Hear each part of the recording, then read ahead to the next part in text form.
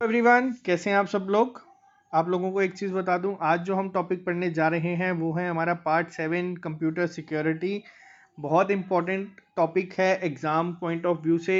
क्यों इंपॉर्टेंट है आपको सारा इस वीडियो में ही पता चल जाएगा। आज जो हम करेंगे कंप्यूटर सिक्योरिटी में वो होगा आपका ओवरव्यू कि कंप्यूटर सिक्योरिटी होती क्या है, क्यों ज़रूरी होती है, किस तरह से कंप्यूटर सिक्योरिटी अगर आपकी स्ट्रांग नहीं है तो क्या क्या चीज़ें हो सकती हैं। तो आज हम इस पर पूरी डिटेल बात करेंगे। उसके बाद इसके दो पार्ट आएंगे। एक तो आज जो आप देख रहे हैं, एक होगा आपका जो आपको कल मिलेगा, और कंप्यूटर के अब आपको लेक्चर मिलेंगे रेगुलर बेसिस पे। कोशिश ये रहेगी कि 8 से 10 दिन यानी कि जून 1 तक मैं कोशिश ये रखूँगा कि आपका ये पूरा सेगमेंट ख़त्म हो जाए।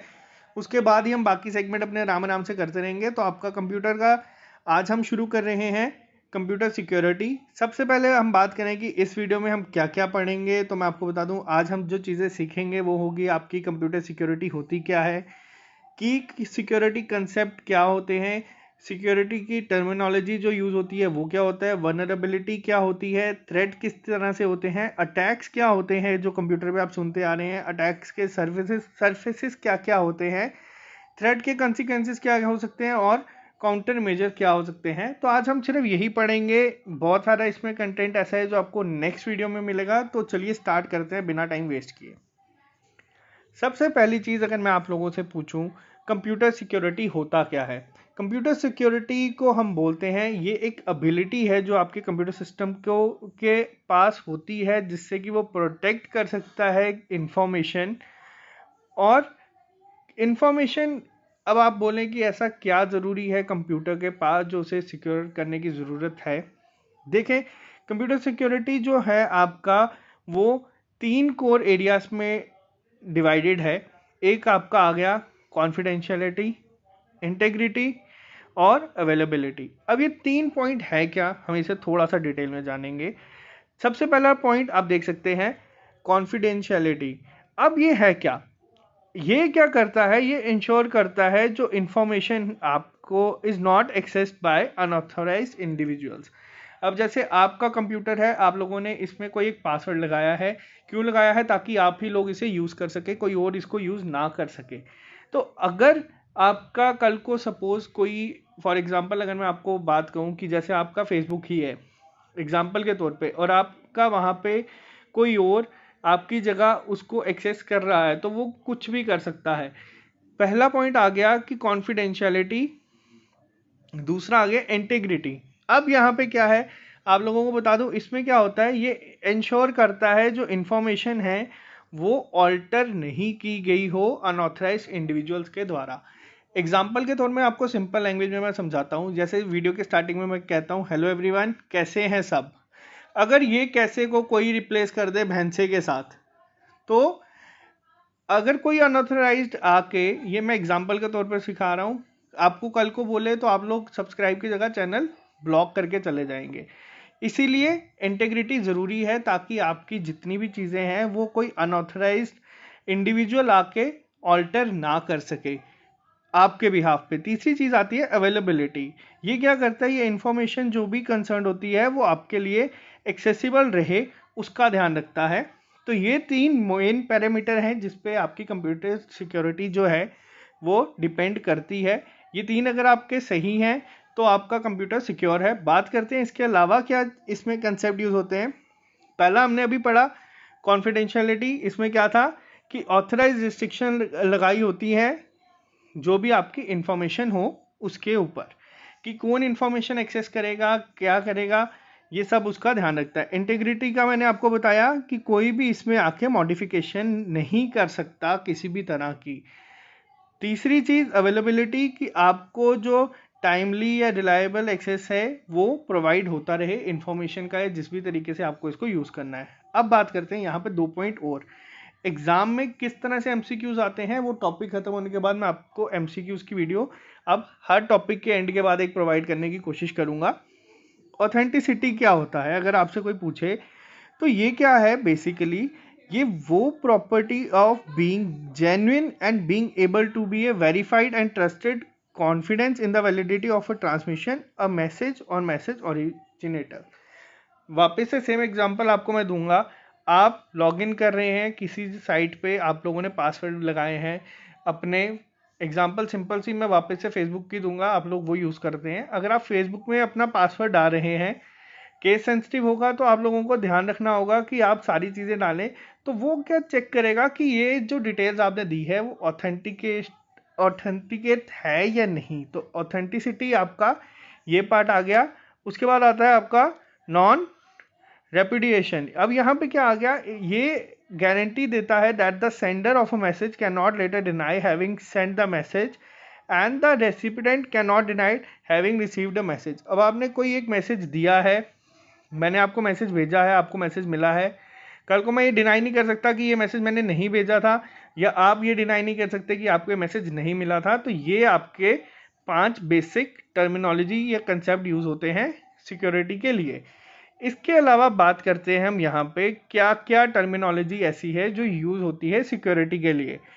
आपसे एग्जाम में एमसीक्यूज बनते हैं इस पे, तभी हम इस पे ध्यान दे रहे हैं। पहला, एडवर्सरी क्या होता है? ये होता है आपका threat agent, an entity that attacks और a threat to a system. अब जैसे कोई अगर आपके सिस्टम के ऊपर अटैक करता है या किसी से आपको पता है कि थ्रेट है कि आपके सिस्टम पे अटैक हो सकता है, तो उन्हें हम क्या कहते हैं? Threat agent.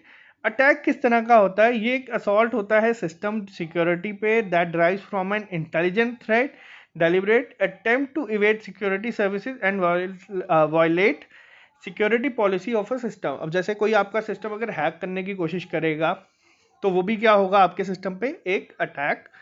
काउंटर मेजर क्या होता है? काउंटर मेजर आ गया कि ये वो एक्शन जो आपका डिवाइस या प्रोसीजर टेक्निक जो भी आपका रिड्यूस करता है थ्रेट को, जो भी आपका सिस्टम पे थ्रेट है जो भी उसको कम करता है। जैसे अगर सपोज बड़ी बड़ी जो कंपनीज हैं या बड़े बड़े जो ऑर्गेनाइजेशंस हैं उन्होंने फायरवॉल का यूज़ किया होता है। ये सारी चीज़ें मैं आपको डिटेल में समझाऊंगा नेक्स्ट लेक्चर में कि ये क्या होती हैं। आज सिर्फ मैं आपको एक ओवरव्यू दे रहा हूँ।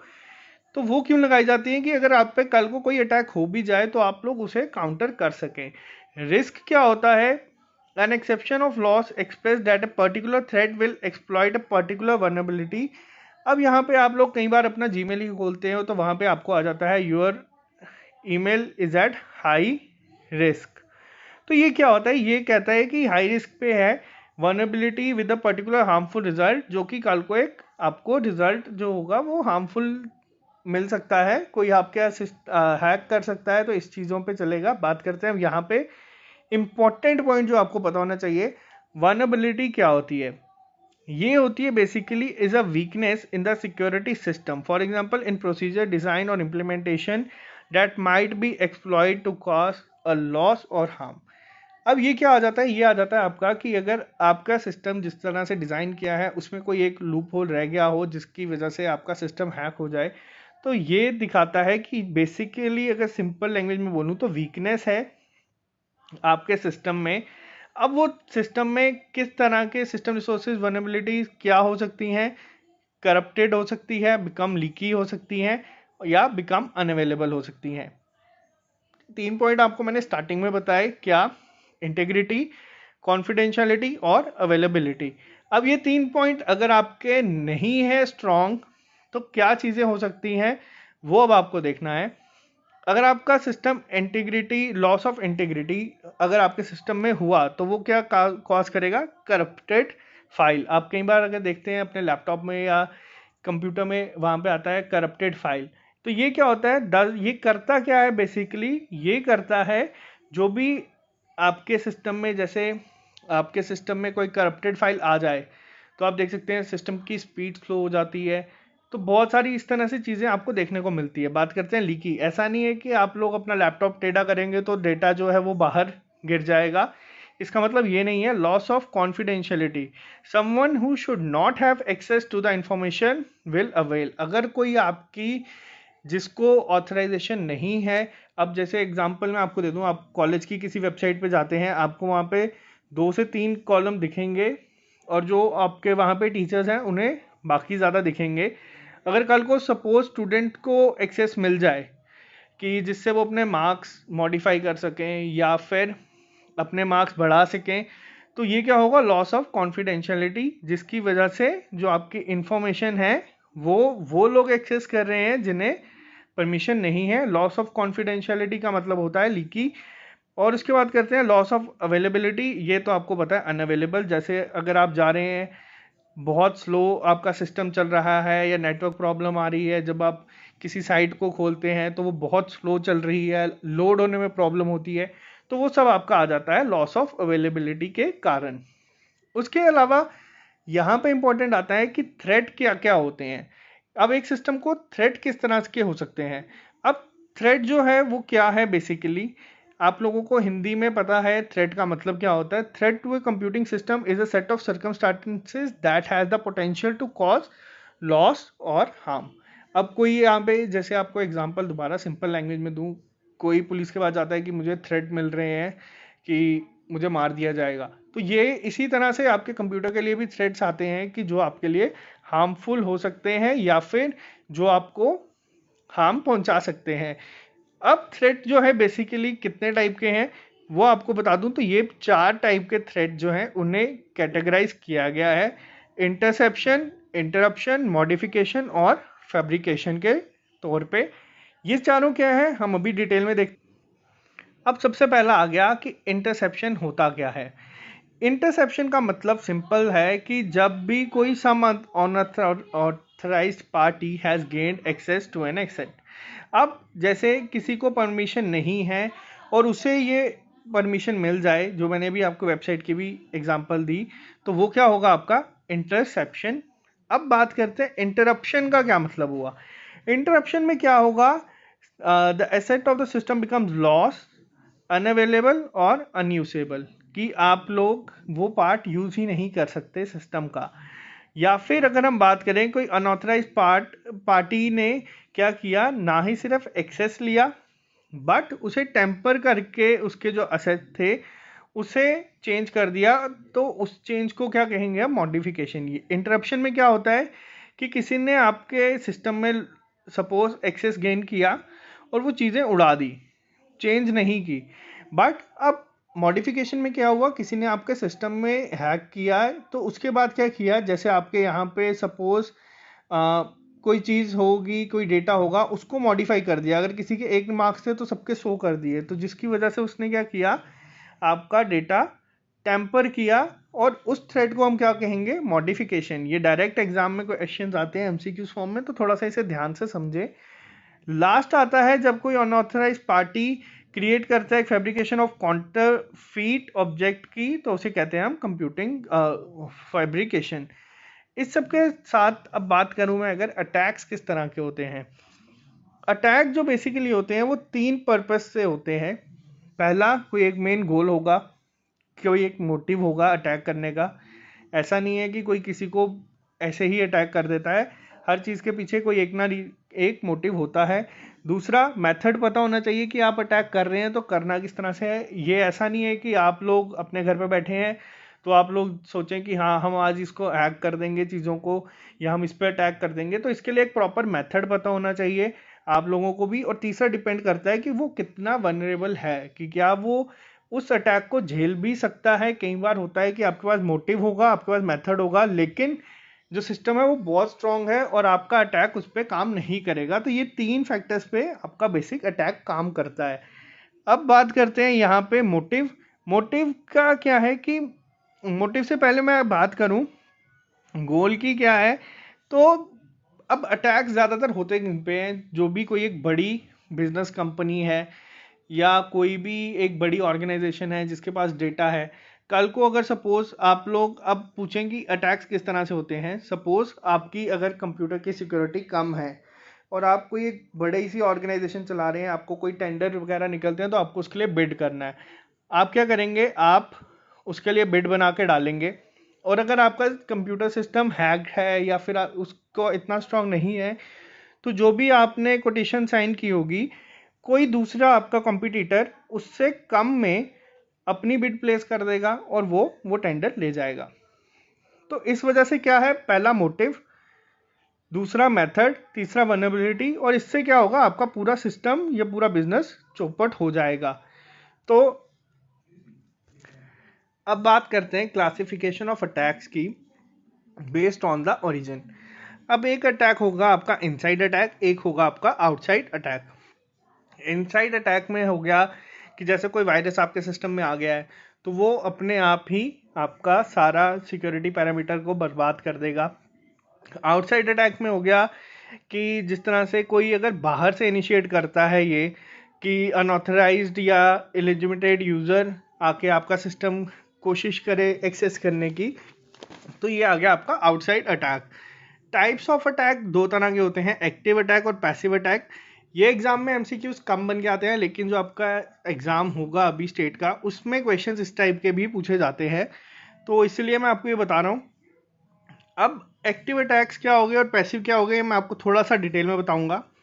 पैसिव अटैक में क्या होता है, पैसिव अटैक में जो अटेम्प्ट होगा वो सिर्फ ये होगा कि जो आपकी इंफॉर्मेशन है उसे देखने का, और वो आपके सिस्टम में कोई चेंजेस नहीं करेगा। जैसे मैंने भी आपको एग्जांपल दी कि आपने कोई बिड प्लेस करनी है तो वो क्या करेगा, सिर्फ देखेगा डिटेल्स कितनी है और वो चले जाएगा। तो ये आप कहेंगे पैसिव अटैक्स में। एक्टिव अटैक्स में क्या होंगे, जो मैंने अभी आपको बोला कि इसमें क्या होगा, इसमें जो भी चीज़ें होंगी वो मॉडिफिकेशंस भी करेगा। जैसे सपोज मुझे किसी को भेजना है मैसेज कि मुझे 1000 रुपये चाहिए तो मुझे ये दे दो। मैं मैसेज कर रहा हूँ किसी को, रास्ते में ही अगर मेरा सिस्टम हैक है तो ये मॉडिफाई होके 1000 का 10,000 करके कोई डिटेल अकाउंट डिटेल्स अपनी डाल के उसी सेंडर को सेंड कर देगा, तो वो किसी थर्ड पार्टी के पास चले जाएंगे। तो ये होते हैं आपके एक्टिव अटैक्स। इसमें क्या आ जाता है, जो मेन गोल होता है वो सिर्फ होता है कि इंफॉर्मेशन को देखा जाए कि क्या क्या इंफॉर्मेशन है, और जो दूसरा अटैक है उसमें मेन आता है सिस्टम को ही डैमेज करने के लिए। एक्टिव अटैक्स में आपको ये चीज़ें देखने की ज़रूरत नहीं है। बात करते हैं इसके अलावा अटैक की सर्विसेज क्या क्या होती हैं। अब अटैक होते जो हैं मैंने आपको बता दिया किस तरह से टाइप्स के होते हैं, किस तरह के होते हैं, लेकिन यहाँ पे अब सर्फेसेस किस किस पे होते हैं। अब एक अटैक होता है आपका नेटवर्क अटैक सरफेस। इसमें किन की होती है, जो आपके एंटरप्राइजेज हो गए, नेटवर्क हो गए, वाइड एरिया नेटवर्क हो गए, या इंटरनेट के थ्रू आप पे अटैक होगा। दूसरा आ गया सॉफ्टवेयर अटैक, जिसमें आपकी एप्लीकेशन या यूटिलिटी या ऑपरेटिंग सिस्टम कोड इन पे अगर अटैक हो। और तीसरा आ गया ह्यूमन अटैक सरफेस, जिसमें आपका पर्सनल आउटसाइडर कोई भी आके अटैक करने की कोशिश करे, या किसी का एरर की वजह से हो जाए, या अगर लैपटॉप ही तोड़ दूं, तो ये सारी चीज़ें आपकी ह्यूमन अटैक सरफेस में आती हैं, वो भी एक अटैक ही कंसीडर किया जाता है। अब बात करते हैं यहाँ पे काउंटर मेजर, किस तरह से आप इसको काउंटर कर सकते हैं। कोरोना वायरस की तरह ही आप इसको भी कर सकते हैं 3 तरीकों से। पर्टिकुलरली पहला क्या होना चाहिए आपको बता दूं, पहला होना चाहिए goal is to minimize risk given constraint, कि अपनी तरफ से ही अपना जो सिस्टम है वो इस तरह से बनाए कि इसमें अटैक हो ही नहीं पाए। जो मैंने आपको 3 स्टार्टिंग में पैरामीटर बोले, जब भी आप बनाएं कोई बड़ी ऑर्गेनाइजेशन तो उन 3 का ध्यान रखें। दूसरी चीज़ प्रिवेंट करें कि एक पर्टिकुलर अटैक जो टाइप की अटैक है हर एक के लिए उसको प्रिवेंट करें। दूसरा डिटेक्ट करें कि अटैकर जो है वो किस टाइप का अटैक कर चुका है या करेगा। और तीसरा क्या है, उसे देख के उसे रिकवर करें। इसके लिए आपके जो मेंटेनेंस के लिए ही बहुत ज़्यादा पैसे हर बार कोई भी बड़ी बड़ी आईटी फर्म्स वगैरह खर्चती हैं। रीज़न सिर्फ यही है कि ये टैक्स बहुत खतरनाक हो सकते हैं। आज मैंने जो आपको एक आइडिया दिया है या ओवरव्यू दिया है वो दिया है कंप्यूटर सिक्योरिटी होती क्या है और वो ज़रूरी क्यों है। कल मैं आपको जो चीज़ें पढ़ाऊँगा उसमें मैं आपको चीज़ें जो करवाऊँगा उसमें आपकी आ जाएंगी सबसे पहली चीज़ कि अटैक के सोर्सेज क्या होते हैं। जैसे ईमेल अटैचमेंट, इंटरनेट हो गया, क्रैक सॉफ्टवेयर हो गया, पायरेटेड अगर आपने कोई चीज़ ली हो वो हो गया, मालवेयर क्या होते हैं जिस पे आपके एग्ज़ाम में क्वेश्चंस बनते हैं। तभी मैंने आपको ये करवाया कि आपको ये समझने में अब चीज़ें आसानी होंगी। वायरस क्या होते हैं, आपके कंप्यूटर वायरसेस आपने नाम सुना होगा, उनको कवर करने के लिए जो एंटीवायरस बनते हैं वो क्या क्या होते हैं।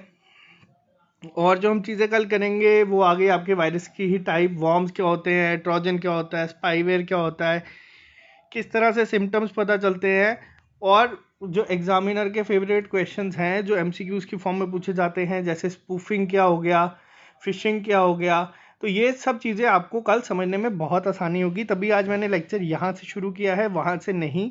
स्पैम क्या हो गए, ये सारी चीज़ें मैं आपको कल डिटेल में बताऊंगा। तो सोल्यूशन क्या क्या आ जाते हैं, एंटीवायरस, फायरवॉल, ये सब मैं आपको कल करवाऊंगा। और कंप्यूटर सिक्योरिटी कल हम अपना टॉपिक ख़त्म कर देंगे। उसके बाद जो आपको टॉपिक मिलेगा वो होगा आपके एमसीक्यूज कंप्यूटर सिक्योरिटी पे। और टारगेट ये रखा है कि मैंने कि 10 से 12 दिन मैक्सिमम आपका कंप्यूटर सेक्शन पूरा ख़त्म हो जाएगा।